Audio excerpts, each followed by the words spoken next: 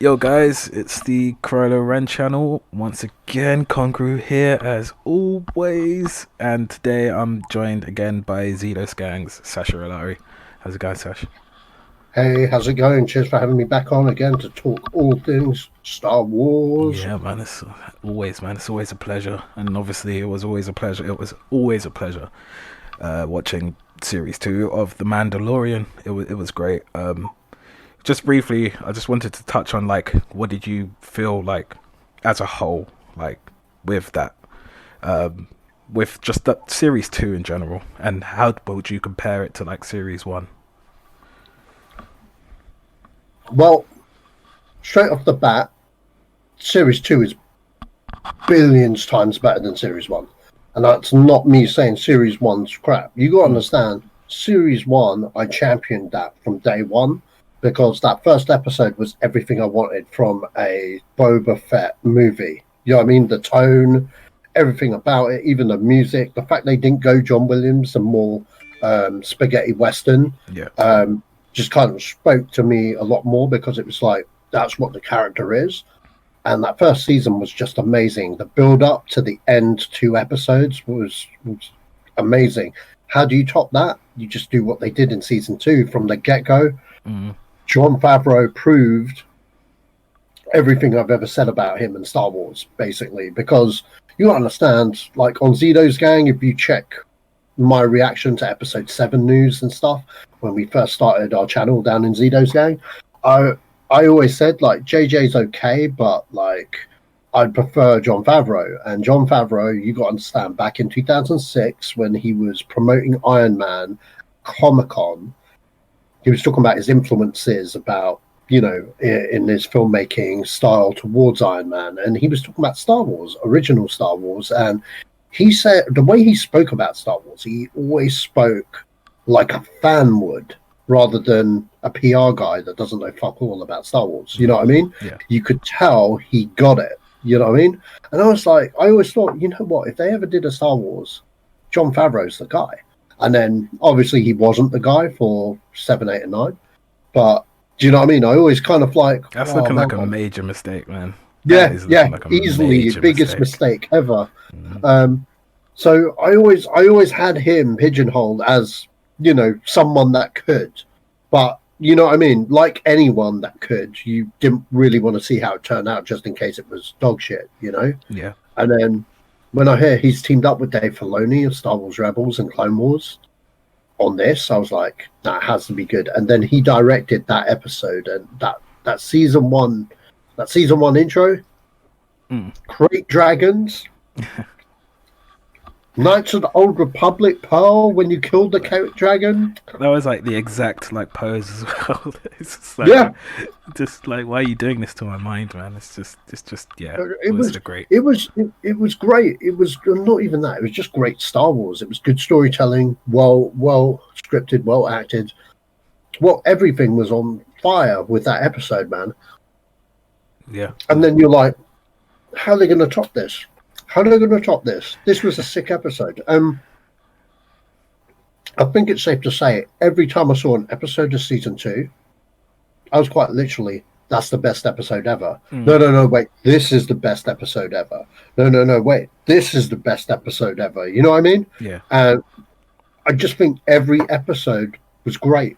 There's nothing wrong. And I got to do a shout out to another favorite filmmaker of mine. One of my favorite filmmakers of all time, even though he does those Spy Kids films, is Robert Rodriguez. mm. All right. Spy Kids aside, for people that don't know about Robert Rodriguez, he did Desperado, the movie Desperado, From Dusk Till Dawn, Sin City, Yeah, Machete, mm. and most recently, Alita Battle Angel. Yep. And you got to understand, he does like a side hustle, which is doing Spy Kids and doing kids orientated movies. But the difference is he's not doing it with a big corporation. He does it on his own dime. He knows who his audience is. It's not aimed at people like us. It's aimed at young kids, and it's just typical kid shit. You know what I mean? And it's like he does that to fund the good shit, if that makes sense.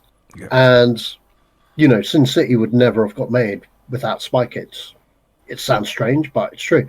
And this is why I like Robert Rodriguez. But one thing Robert Rodriguez is good at is fucking action. And they gave him Boba Fett. Spoilers. Fuck it. We're spoiling this. Obviously, yeah. Cool. I mean, everyone. Cool. All right. I've given enough people leeway on my channel to have watched season 2 of The Mandalorian. Cool.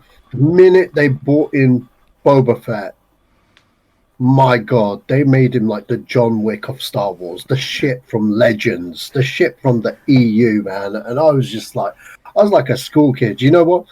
I know at the very end we got our Luke Skywalker back, and that was great. That was amazing, and it was a fantastic episode. Made me cry. Okay, mate, I was in tears. It was like the weirdest like tears ever, because it was just tears of like joy. Like that was just like something that you would have like. After watching Return of the Jedi, that's like everyone's just thought like, what would have Luke done? Like, how would Luke be basically? And like, obviously, there's plenty of EU or like Legends now we call it to like, sort of paint Luke whatever. But everyone wanted to see it in movie form, and then we get this hermit Luke in the Disney trilogy, and everyone's sad. But yeah, I mean, this was the Luke that I wanted to see, like personally, just this Luke like.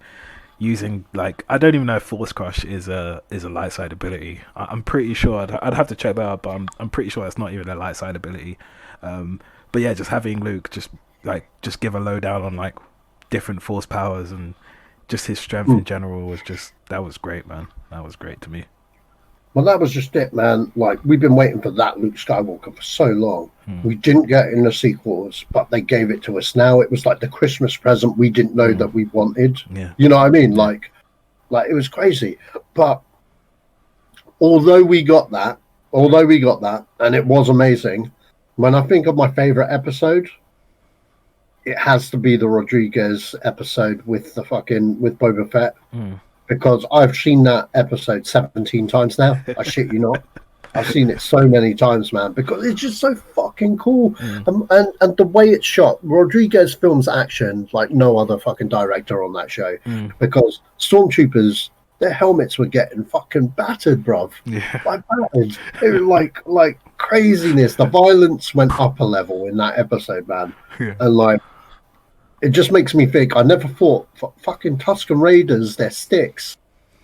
They're fucking lethal weapons, man. They can break stormtrooper armor, man. Like, what the hell? I've really enjoyed the fact that they made him use the Tusken Raider weaponry as well. There, like it just gave him like that extra. Like he's just been on in Tatooine, just learning from them. Like, and it's nice. Like I like. Like, there's still a lot of Boba's story yet to unfold as well, which obviously, with the announcement at the end of season 2, that's obviously coming as well. I'm pretty sure we're going to get some backstory on Boba as well, That's really cool stuff. Because, like, you know what? At the moment, on Disney Plus, they're doing the Disney Gallery, The Mandalorian, where they're doing the making of for the next 8 weeks. First episode hit Christmas Day. Oh yeah. Next one's up on New Year's Day, I do believe, on New Year's Eve, I think. And it was an hour-long special. And Robert Rodriguez, when he heard he got the job, they gave him the script. And he turned around to Jon Favreau and goes, you know what? The script is like 15 pages, but the way I shoot is really quick. I don't think I'll have that much. I could film this whole thing in like 10 minutes. Can I expand the action sequences? And he was like, you can do what you want, just film that script. So he expanded the action sequences, and what he did, what I thought was this is someone that does their homework. Okay, this guy fanboyed out. He got his 2 kids who were about like 10 and 8 years old, got one to wear a Mando suit, another one to wear a Boba Fett suit. And he got like, what was it, stormtrooper toys and stuff, and he started filming in his back garden, his kids fighting and shit. And then he cut the footage, showed it to Jon Favreau, and was like, here's something I did with my kids. Okay, this is what I'm going to show the actors on the day, and this is the framing of how I want everything to be. Yeah. And that's before he even shot anything on the show. But he used that short of action as a skeleton thing. You know what I mean? It was a Yeah. great way of doing an animatic, but I'm like, this guy didn't even get paid to do that. The guy just fucking, he's a fucking machine, bro. Yeah. And then I meet so many people that want to get into filmmaking and they can't be asked to like even film shit with their people. You know what I mean? It's like, come on, man. This guy's a professional, you know, and he's Yeah. filming shit with his kids. It's crazy, So, man. so do you know what I mean? Like, that's the passion of doing something you love, man. And like the Disney Gallery, the Mandalorian, it's on every week now, and we'll get more behind the scenes secrets and stuff. And Yeah, of course. yeah, Definitely it's really good. worth looking And out for. Definitely. Next episode is on New Year's Day or New Year's Eve. So yeah, for sure. yeah, we'll definitely keep our eyes peeled on that. I did want to talk about as well the sort of the cross pollination in Mandalorian, because I think that is one of the most enjoyable things about season 2. And what I mean by that is, obviously, we've had characters from the Clone Wars and Star Wars Rebels and the original trilogy, and even like calls back to the prequel trilogy as well. Like, we've had characters from many sources of the Star Wars universe like all converge into these like critical moments in Din's story as a Mandalorian. So yeah, it's like, it's just really, really nice to see, like, yeah, the likes of Ahsoka in live action, Bo-Katan in live action, and yeah, I mean, it's just perfect, basically. So yeah, I do think. Do you think that is something that Disney are gonna just try and go with, or do you think that is a specific Filoni Favreau thing? Because it's not really happened in anything else. I think it's a specific Filoni Favreau thing. I think by the looks of everything, sorry, by the looks of the lineup, they're very clear that Rangers of the New Republic and Ahsoka is set in that pocket of the universe. You know what I mean? Yeah. And Boba Fett and the Boba Fett Book of Boba. Yeah. They're very clear on that. That team that did the Mandalorian will be working on all of those shows. I can imagine that season 3 will be the last of Mando. I think this is my prediction. And then I think Favreau and Filoni are going to, work on the other shows, because I don't see them pulling the Kevin Feige. But are they not working on season 3 and 4 back to back? I think season 4 has been confirmed. It's the Book of Boba. Oh right, okay. So they're working on Book of Boba and Mando season 3 back to back. Okay. That's what I think. Anyway, I don't know. I could be wrong. Maybe. I mean, maybe there is they a are lot of really content that they've got planned. So yeah, I mean, there is a lot of content that they've got planned. So yeah, doing a Mando season 4 does seem a bit over scope. Especially where they left it at the end of 2. If Grogu's with Luke, and we know that he's going to team up with Bo-Katan to take on Mandalore, or take on the Emperor at Mandalore, then maybe that would be the focus of season 3, and maybe Grogu comes back at some point. You know what I mean? Yeah.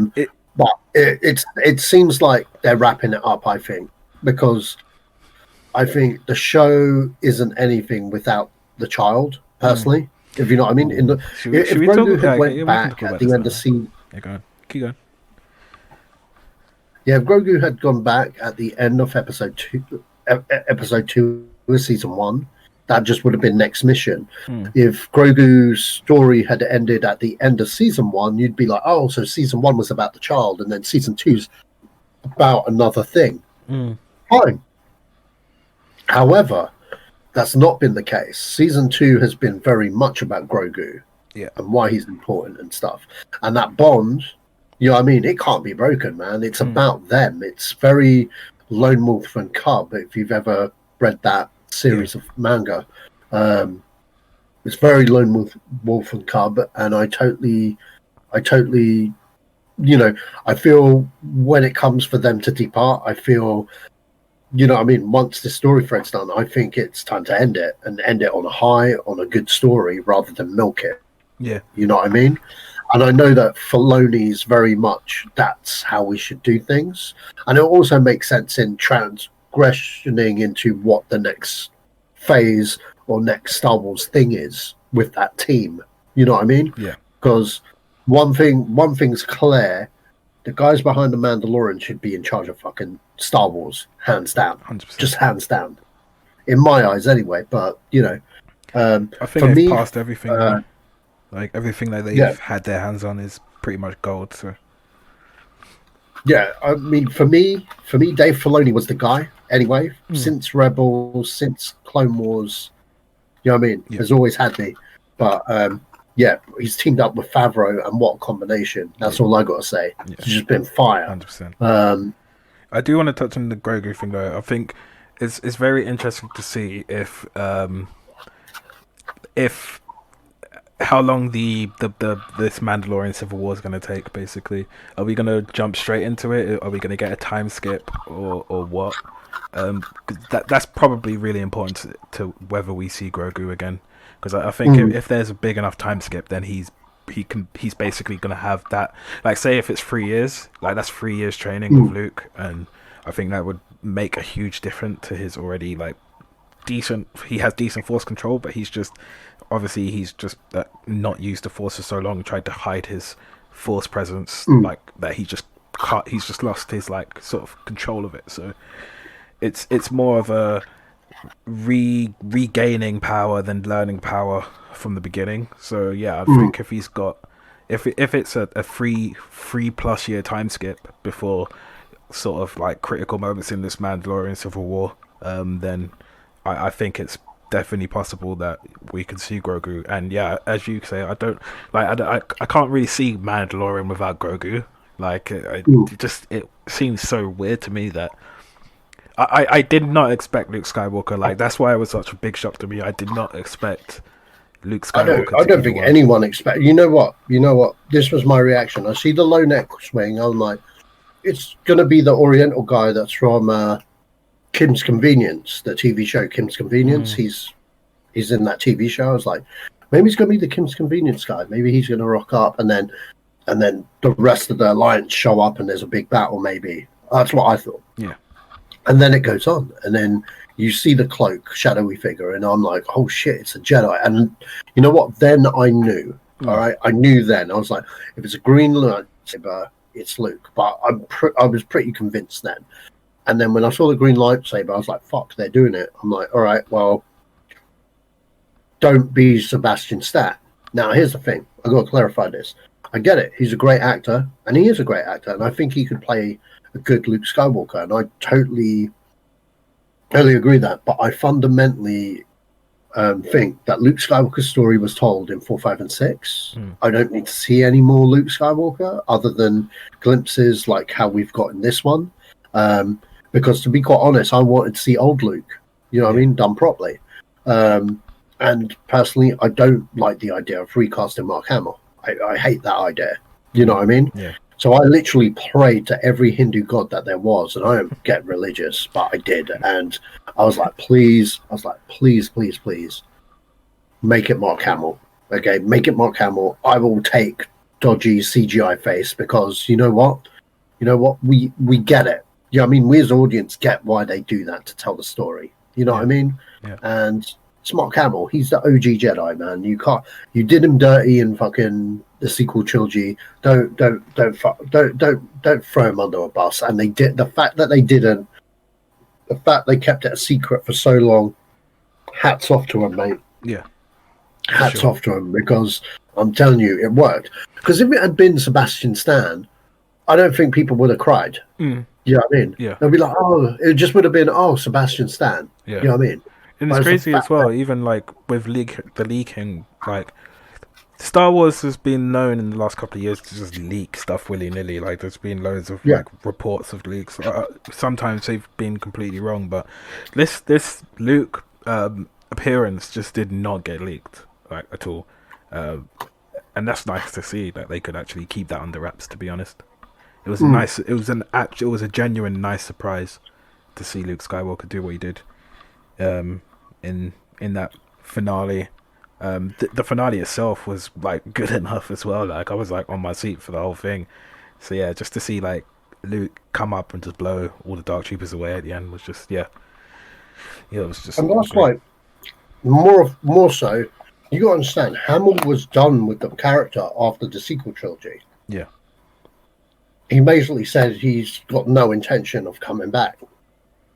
But he came back for this. And what does that say about the people behind this? yeah, exactly. You know what I mean? They know their shit. Hamill obviously admired their work. I know he was in a previous episode playing the voice of a droid. Yeah, he was, yeah, in season one. But to come back as Luke Skywalker, that's big talk right there, man. That says 1,000 words to me. Yeah. You know what I mean, as a fan. So Yeah, definitely. I guess I want to talk about two more things. Basically, it keeps getting popped up, and I had a comment on my video about the Veil of the Force, and like basically this user, I can't remember his name now, but I'll definitely put his comment on the screen.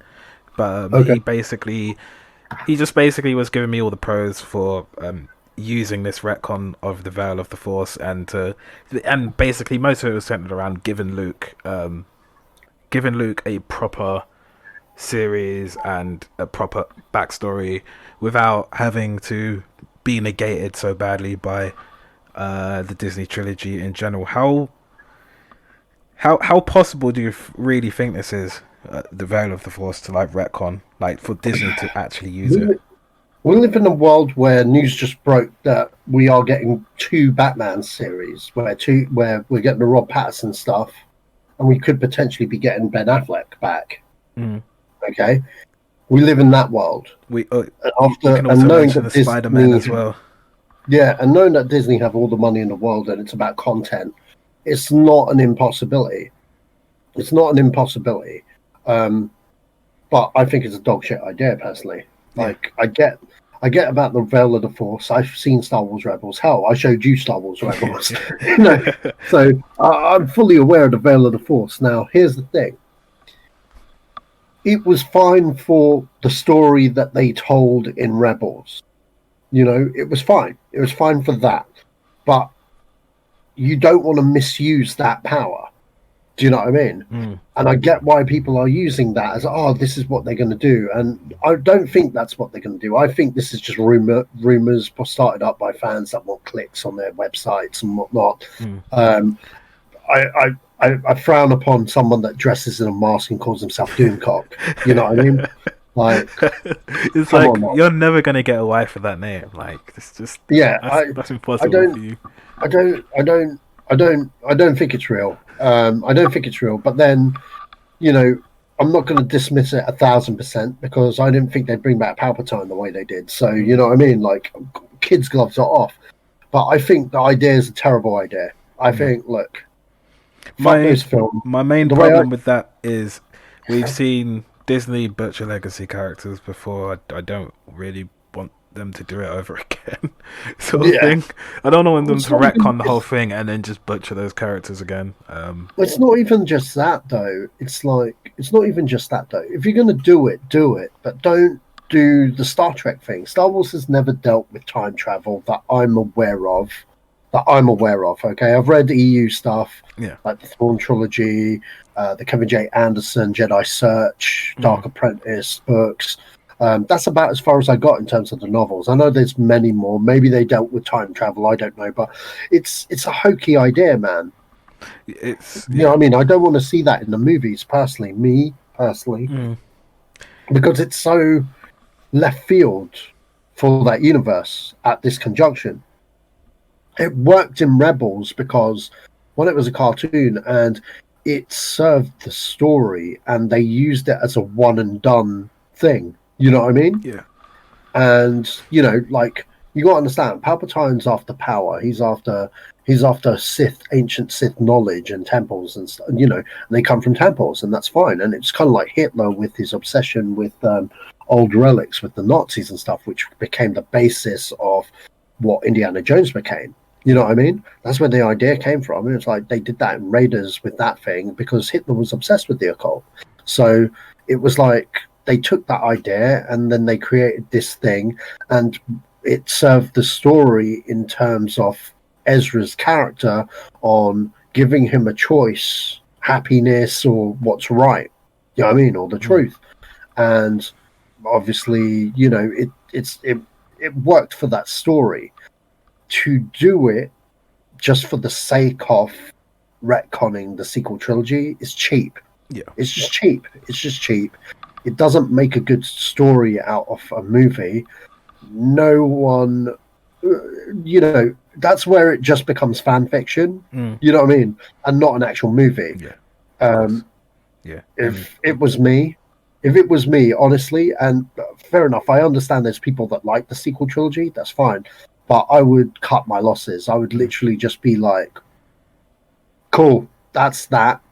So let's just remake 7, 8, and 9. Call them different titles, and whatever." I mean, so basically a retcon, but just not using, just completely forgetting about the Disney trilogy without the use of any plot device or anything like that. Basically, just makes sense. Just gone, just dash it.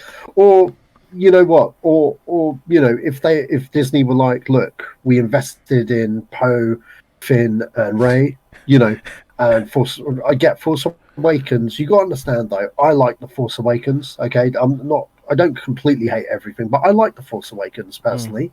Was it original? Hell no, it's a rehash of A New Hope. I'm totally aware of that.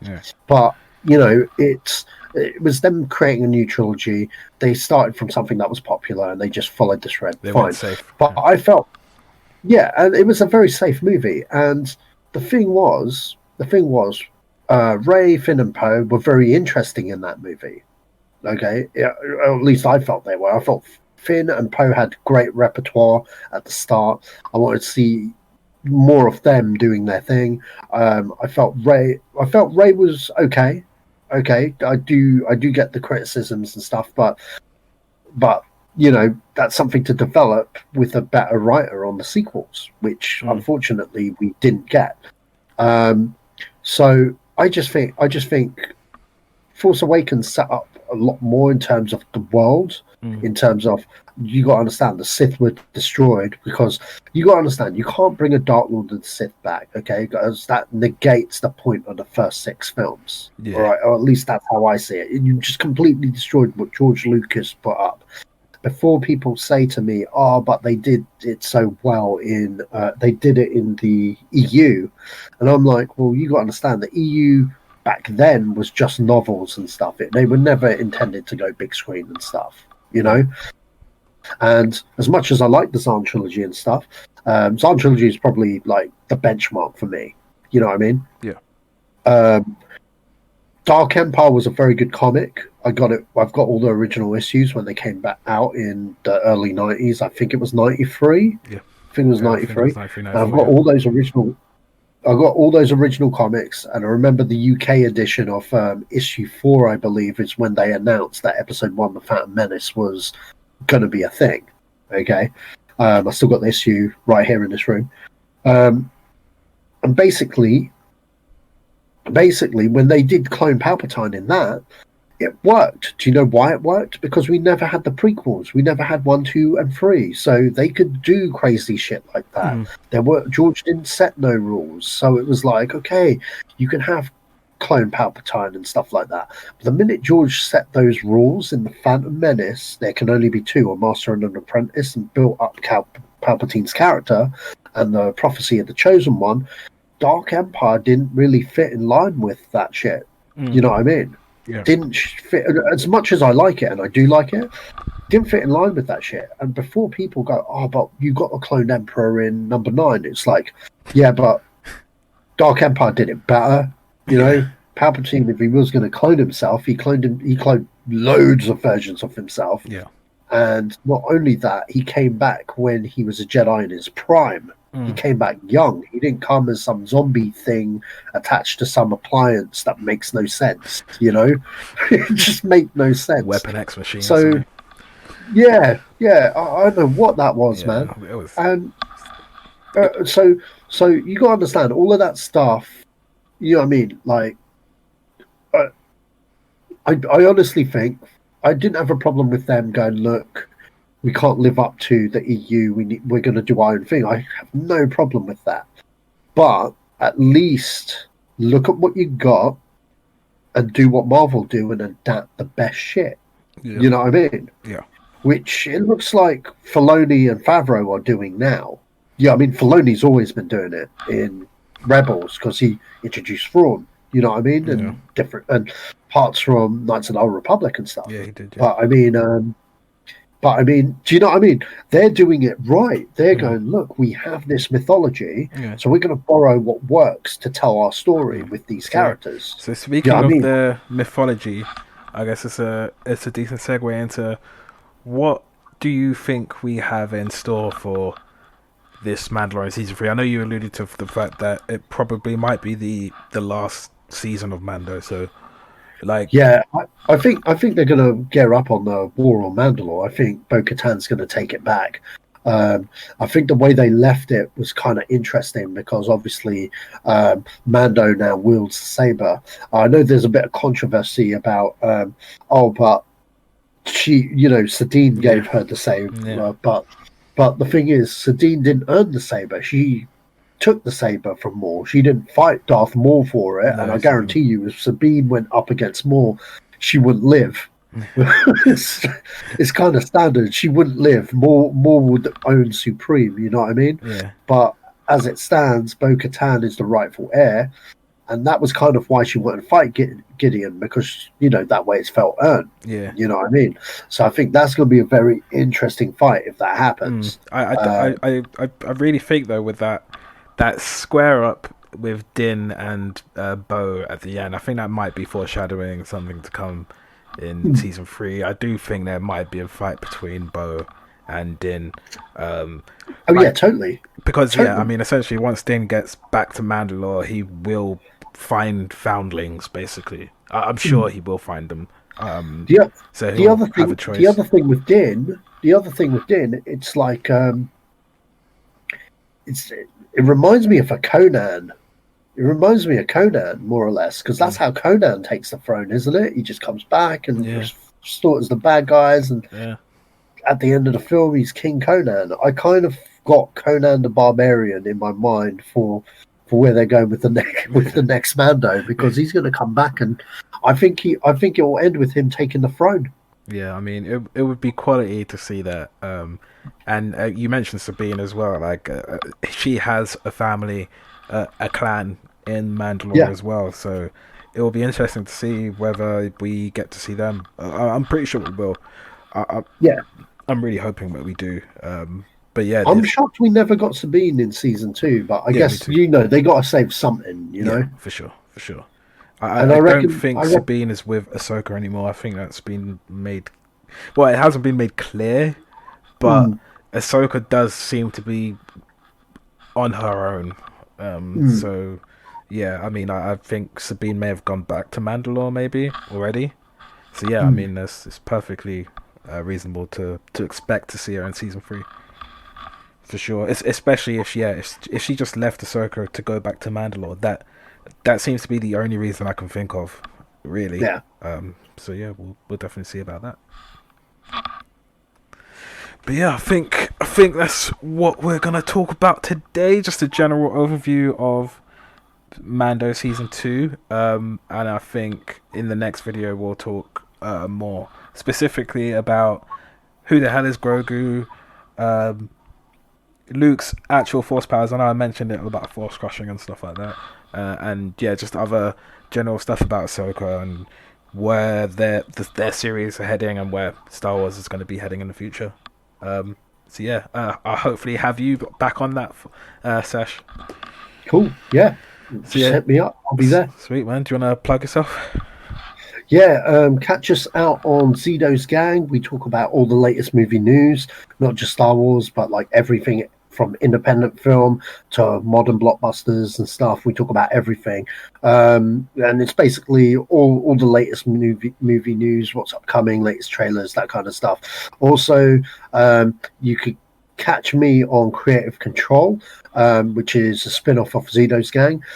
Currently, we've got 2 episodes that are dedicated exclusively to Star Wars, and basically Creative Control is a podcast where we just say what we would do if we had creative control. The Star Wars one, the Star Wars specific ones is what we would do if we were to retcon episode 8 and episode 9 specifically in those things. In my defense, if you guys go see that, that's what I thought at the time. My world on Star Wars has changed since, and personally, I would just stop at 6 and just watch Mando. Sweet, no, there are no sequels, man. I mean, anyone can make a sequel better than that. So yeah, definitely go check that out. I'll have those links in the description as well for you. Cool. So, all right, man. Cheers for having me, John. No, it's cool, man. It's cool. And cheers for listening, you guys. And yeah, leave a comment. Anything that we said catches your interest, I'll always comment. Don't worry. And yeah, I'll see you next video. Peace.